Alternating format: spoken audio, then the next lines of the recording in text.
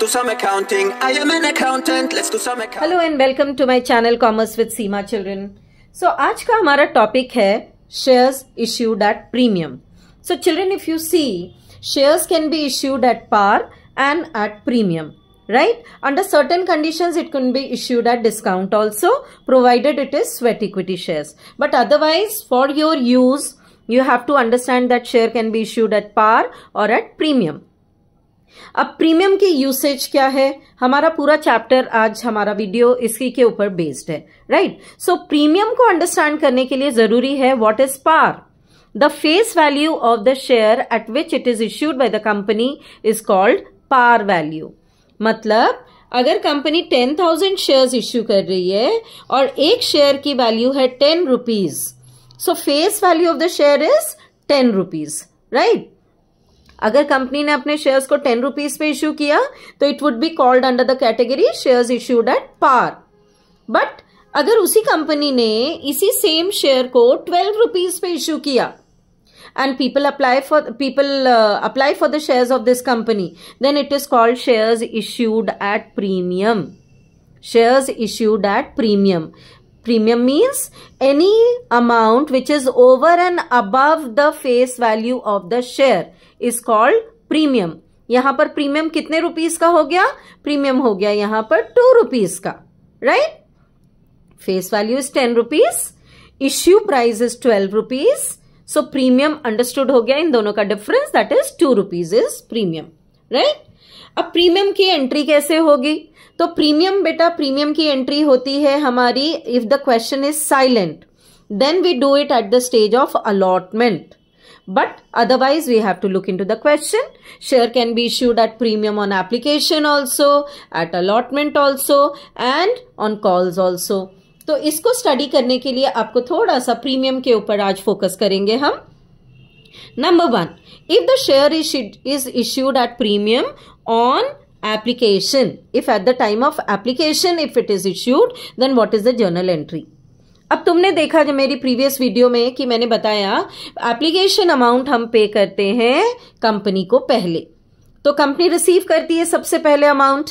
तो अमाउंट जब प्रोस्पेक्टस में ड्यू किया है, प्रोस्पेक्टस में मेंशन किया है, तभी कंपनी यहां पर मेंशन कर देती है कि face value of the share is this and premium amount is payable eight application.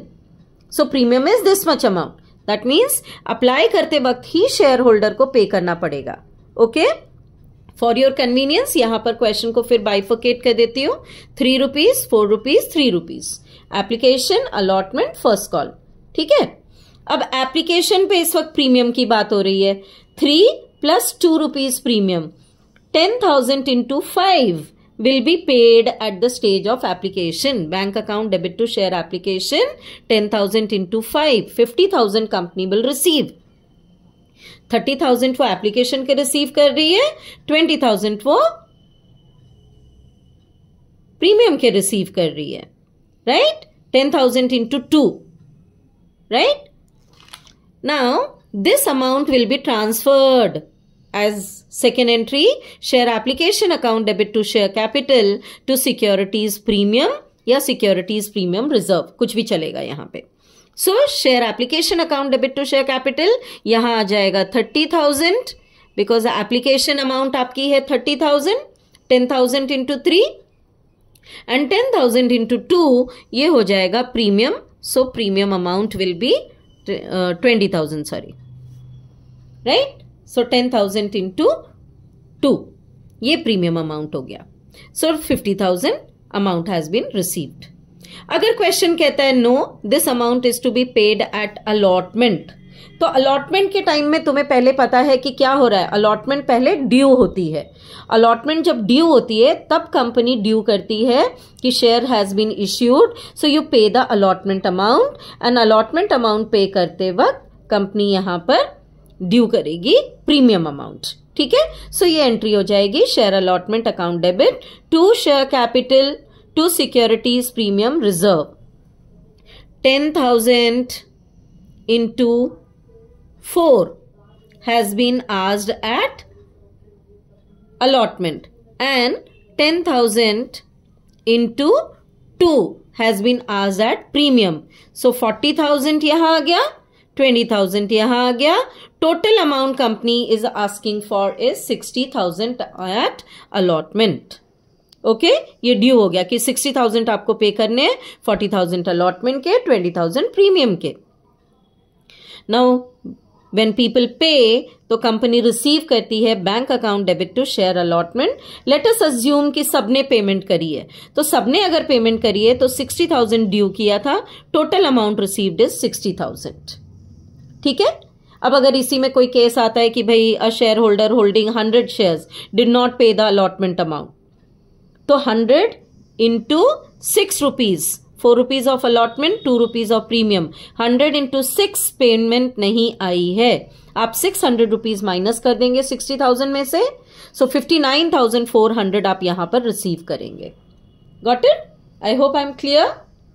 The amount received will be posted here. तो आप माइनस कर देंगे जो नहीं मिला. राइट. अब हम आते हैं इस डिस्कशन के ऊपर कि प्रीमियम अमाउंट का यूटिलाइजेशन क्या है, क्यों कोई पे करता है, या कंपनी इसको यूज कहां पर करती है, कैसे यूज कर सकती है. सो बेटा let us see this topic in detail now. Under section 52 of subsection 2, ये याद रखना है, एनसीईआरटी में सब मेंशन्ड है, तो इनके ऊपर बेस्ड आपको एमसीक्यू क्वेश्चंस आ सकते हैं. Right. So under section 52 subsection 2 of the Companies Act 2013, the amount of securities premium may be used only for the following purposes. जो यहाँ mentioned है, company can use for only these 5 purposes, not for any other purpose. Allowed ही नहीं है उनको, permission ही नहीं है Companies Act के अंदर. Okay? What are they? Number 1, in writing off the preliminary expenses of the company. Company के preliminary expenses write off करने के लिए वो यूज कर सकती है. For writing off the expenses, commission, discount allowed on issue of shares और debentures of the company. For issuing fully paid bonus shares to the share holders. For buy back, company can buy back its own shares. Market से वो खुद के shares खरीद लेती है under section 68. तो company can use this premium amount for the by back of these shares and any other security. अगर वो है तो मार्केट से वो अपने शेयर्स को बाय बैक करती है. ठीक है. And for providing premium payable on redemption of redeemable preference shares और the debentures of the company. Now what are they that you know very well. Redemption ये टॉपिक हम लेंगे इन डिटेल जब हम डिबेंचर्स करेंगे. अदरवाइज क्लास 11th में भी आपने पढ़ा था कि during the life time this amount is redeemed, that means it is repayable. Okay, redemption is the due period of this. All right. So for these 5 purposes only, the amount of premium can be utilized, not for any other purpose. Companies Act is very specific about it. All right.